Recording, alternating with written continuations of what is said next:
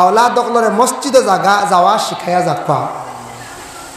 মসজিদে যাওয়া ব্যাপারে হজরতে ওমর আল ফারুক রাদিয়াল্লাহু তাআলা আনহু একদিন প্রকাশ্য খুতবা দিছেন, কইছেন তুমি তাই মসজিদও বাচ্চান্তরে লইয়া আসিও, মসজিদে যাওয়াটা শিখাইও।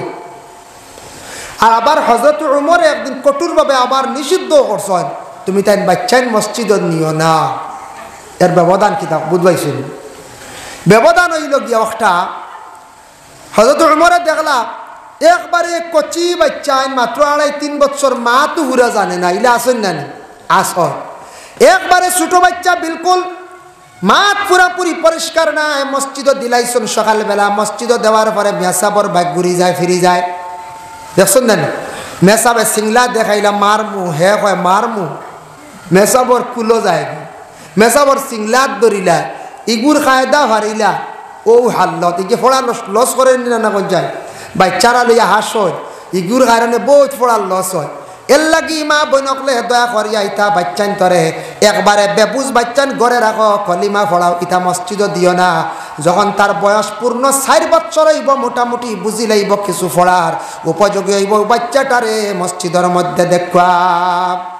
2 নম্বর হইল মসজিদ দরি দরি লইয়া যাইতা বাবাই।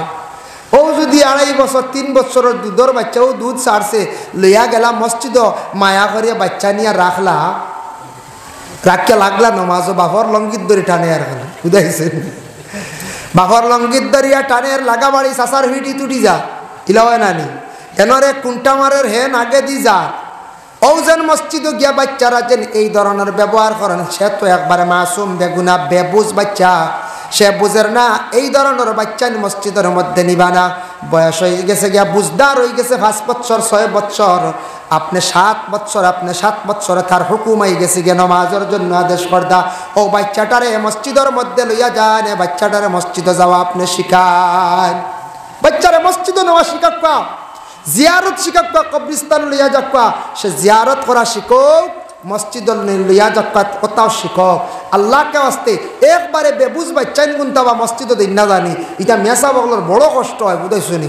নমাজও বেলা শুক্রবারে দিন না জানি, ইটা মাতন চিল্লাইন দৌড়াইন, এর কারণে ইটার দ্বারা আমরা ক্ষতি হয়। কিছু কিছু মহল্লাত আমরা মুরব্বী হলে কিছু জিনিস শিখাই আর ছোট বাচ্চাইন তরে বলে কি জানেন, মসজিদের শুক্রবারে নমাজ শেষ হওয়ার সঙ্গে সঙ্গে আমরা 1% মানুষ একবারে আগে বারোই যাই গিয়া, আর এক গুঁড়ো মোটামুটি খরইয়া মোটামুটি বারোইলাম। বারোইয়া মসজিদর উঠানো রৌদ্রর মধ্যে বা গাছর ছায়ার নিচে ধূমপান করা আরম্ভ করে দিলাম, বিভিন্ন গল্প করে। আর ও বাচ্চাইতে দোয়া করা শিক্ষা কিলা তারাও দেখা যায় মসজিদের বারিন্দাত, কারণ বড় মানুষ বারে আমরাও বারে যাই গিয়া, ইলা আমরা যেন একটা প্রচলন করি দিয়ার বড় গুরু মসজিদের উঠানো দোয়া করিয়ান না, বাচ্চারাও দেখা দেখি তারা আমল করে। ই বাচ্চান্তরলা আদত হয়ে যাইবার লাগে, ইটা বাচ্চান্তরে শিখাইতা সমাজ কম শুক্রবারে নমাজ পড়িয়া সারা দোয়া করিয়া যাক। ইলা হয় না কোনো মহল্লা, ইলা ওই দেখবা মসজিদে আবার নমাজ চলে, অন্য খবর এগুলি লাম টাকা শুরু হয়ে গেছে, 70 টাকা আলি চলে আর কেন কিতার লাগে কয়া জানেন। আমি একদিন হলে মসজিদে নমাজ বাকি সুন্নত শেষ হন না, শুনি খবর এগুলিয়া যা চিল্লানি শুরু হয়েছে বুঝছেন না, নমাজ আদায় করা যান না বাকি নমাজ এগুলো দোয়া আল্লাহর। ও আমরা খানো গিয়া পৌঁছিছি বুঝবাইছি, হই গিয়া পৌঁছিছি। ও যেমন আজকে মহফিল আব্দুল আহাদ সাবন তাকা দেখলাম মাগরিবর নমাজর কিছু পরে মাইক চালু হয়েছে। নিয়ম হয়েছে যে কোনো ওয়াজ মাহফিল মাগরিবর নমাজর পরে 5-7 মিনিট সময় দিতা, বাড়িয়ে ঘরে মানুষ সকল মা বই নকল নমাজত তখন মসজিদও নমাজও তখন নমাজটা শেষ হইতে একটু দম লাগো। কোনো জায়গাত দেখবা খালি নমাজ শেষ হইলে গুরু স্টেজ রেডি, তকবির দিবার লাগি রেডি, দেখবা ফাটাই লাইতাই, বাকি আর নমাজ একবার তোবাই বুঝতে সময় দিতা, এখানোর সময় দিতা। শাবানোর চাঁদ দেওয়ার পরে সবে বরাতর রাত, এই রাত মাগরিবের পরে ইমাম সাহেব কিছু পূজার মধ্যে দেখলাম ইয়ং জেনারেশনের যারা ছেলেরা তারা দেখলাম বড় সুন্দর সুন্দর পাঞ্জাবি পরিধান করলো, বিভিন্ন মণ্ডপে গেল। আমরার দেশের যুবক ভাইয়ান সমাজ কম সপ্তাহবারে একদিন পাঞ্জাবি লাগাকুয়া, মসজিদও যাকুয়া, ঈদের দিন যাকুয়া, পাঞ্জাবি লাগাইলে কোনো শরম নাই বাবা। এমন একটা ইউনিফর্ম, এমন একটা কাপড় আল্লাহর রসুল ইস্তাকি 1500 বছর আগে বাহির করিয়া গেলা। এই ইউনিফর্মের পরিবর্তে সম্মানী ইউনিফর্ম আর পৃথিবীর জগতে আর নাই। সব ধর্মে সবাই এটা ব্যবহার করতে পারেন না। আপনি পুলিশের হাকি ড্রেস লাগাইয়া আপনি যদি রৌডে দি বারেন আপনি আইনত দণ্ডনীয়, আপনার অ্যারেস্ট করা হইব। ফারবান ইউনিফর্ম লাগাইতা জিরা। আপনি উকিল নাই, এমনি খালা কোট লাগাইছেন ঠিক আছে, আপনি উকালতির জন্য ড্রেস যেটা আছে অ্যাডভোকেট হকলে লাগাইন, টিকেন লাগাইন, এগুলা লাগাইয়া যদি আপনি কোর্টে যদি আউরি হাজিরি দেন আইনত আপনি দণ্ডনীয়। ম্যাজিস্ট্রেটে যে ইউনিফর্ম ব্যবহার করে এটাও যদি আপনি যদি আউরি ব্যবহার করেন আপনি দণ্ডনীয়। এর জন্য আমার নবীজি এমন একটা ইউনিফর্ম বাইর করিয়া গেছ, দেহকা বড় বড় মন্ত্রী হলে লাগাইন, বাদশাহ হলেও লাগাইন, রাজা প্রজা হলেও লাগাইন, পলিটিক্যাল লাইনের যত আসন সারাই লাগান, রাজনীতিবিদ মানুষ যারা আসন সবাই লাগায়। আর বিশেষ করিয়া এই পাঞ্জাবিটা সব ধর্মের মানুষের গায়ের মধ্যে লাগায়।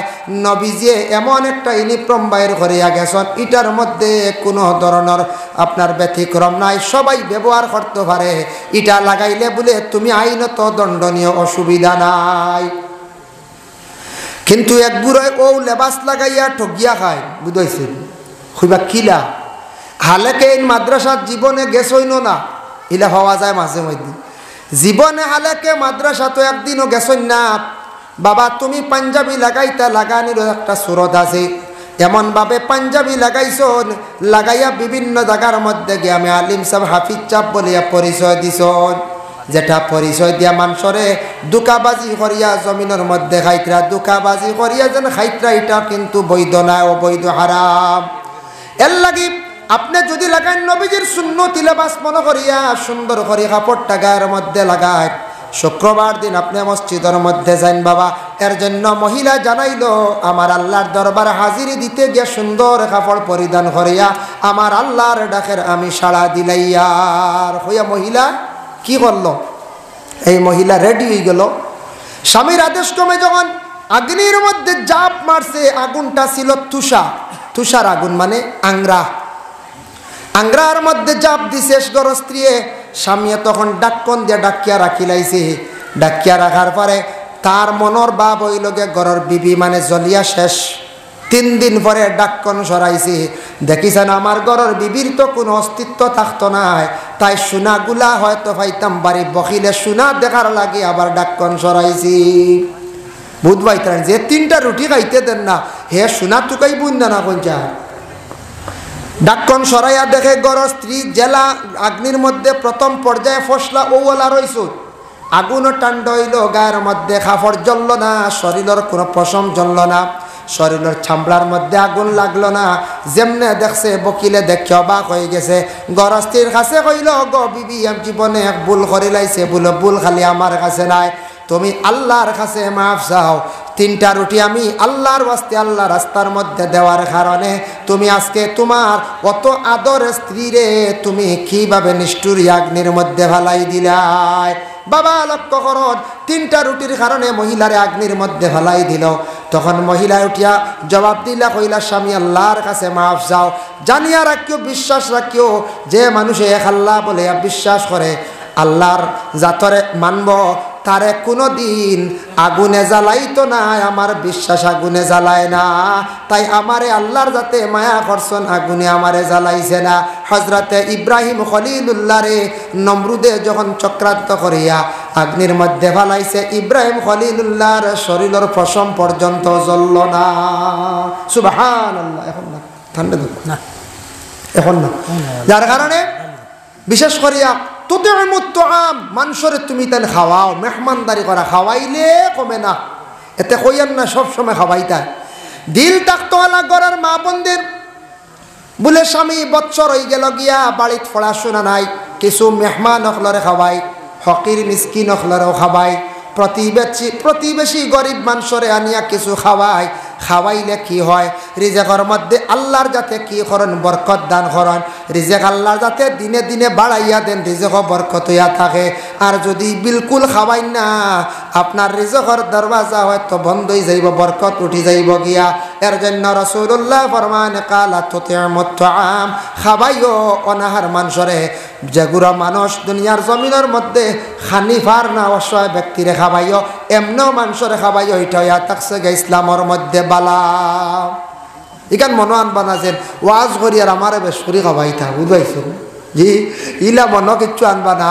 যে কোনো মানুষরে প্রতিবেশী গরিব মানুষরে হকির মিসকিন দাওয়াত করছো না নিয়ে খাবার খাওয়া যতটুক সম্ভব